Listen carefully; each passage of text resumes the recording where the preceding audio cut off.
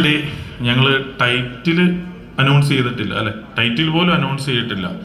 ഒരു പടം ദിലീപ് എന്ന് പറയുന്ന വ്യക്തിയുടെ സിനിമ തുടങ്ങുവാണ് എന്ന് പറയുന്ന അന്നു മുതൽ ഈ സിനിമയുടെ ടൈറ്റിലില്ല, ആരഭിനയിക്കുന്നില്ല, ഒന്നുമില്ല. അപ്പം മുതൽ നെഗറ്റീവ് വന്നുകൊണ്ടിട്ടിരിക്കുകയാണ്. ഒരു സിനിമ എന്താണ് അതിൻ്റെ ഒരു ടൈറ്റിൽ വരുമ്പോഴോ അല്ലെ ഒരു സിനിമ ഇറങ്ങിയിട്ടിട്ട് കൊള്ളത്തില്ലെങ്കിലോ ഒക്കെ ടൈറ്റിൽ ആവശ്യമാവും. എന്തിനാണ് ഇത്രയും നെഗറ്റീവ്സ് വരുന്നതെന്ന് പറഞ്ഞു കഴിഞ്ഞാൽ, ഇത് നമ്മളെ സംബന്ധിച്ച്, പ്രൊഡ്യൂസറെ സംബന്ധിച്ച് എന്ന് പറയുമ്പോൾ നമ്മളൊരു പോസിറ്റീവ് വൈബിലാണ് പൊയ്ക്കൊണ്ടിട്ടിരിക്കുന്നത്. അപ്പോൾ ഞാൻ ദിലീപേട്ടനോട് ചോദിച്ചു, ദിലീപേട്ടൻ എന്താ ഇങ്ങനെ നെഗറ്റീവ് വരുന്നത്?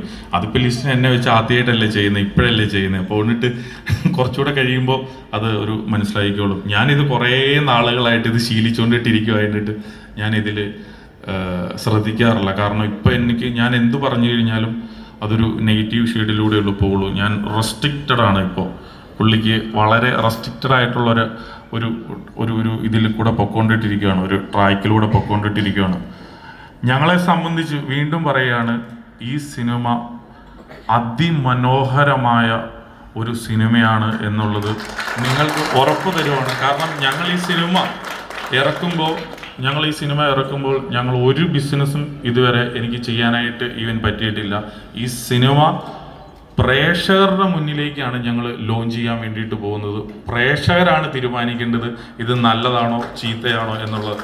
അപ്പോൾ എല്ലാ സിനിമകളും നമ്മൾ ഇറക്കുമ്പോൾ പ്രേക്ഷകരുടെ അടുത്താണെങ്കിലും ഈ സിനിമ ഞങ്ങൾ ഇതിൻ്റെ ഒരു തുടക്കം മുതലേ ഇത് പ്രേക്ഷകരെ വിശ്വസിച്ചുകൊണ്ടിട്ടാണ്. എപ്പോഴും നമുക്കെപ്പോഴും ചലഞ്ച് എടുക്കുന്നതിലാണ് നമുക്ക് കൂടുതൽ താല്പര്യം.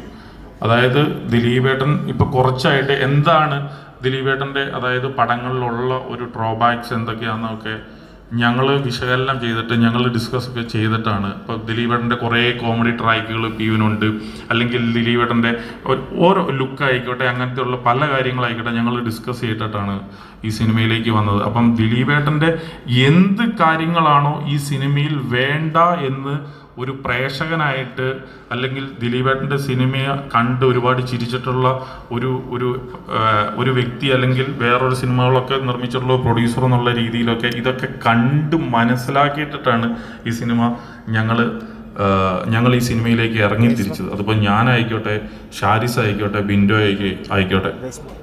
അപ്പം ഈ സിനിമ ഞങ്ങൾ ഭയങ്കരമായിട്ടുള്ള അവകാശവാദങ്ങളൊന്നുമില്ല. ഈ സിനിമ ഭയങ്കര ഹിറ്റടിക്കും, ഒരു വേറിട്ട സിനിമയായിരിക്കും അങ്ങനെയൊന്നും നമ്മൾ അവകാശപ്പെടുന്നില്ല. പക്ഷേ ഈ സിനിമ 100% നിരുത്സാഹപ്പെടുത്തത്തില്ല എന്നുള്ള ഒരു തോന്നൽ മാത്രമാണ് ഞങ്ങൾക്ക് ഈ സിനിമയായിട്ട് ബന്ധപ്പെട്ടുള്ളത്.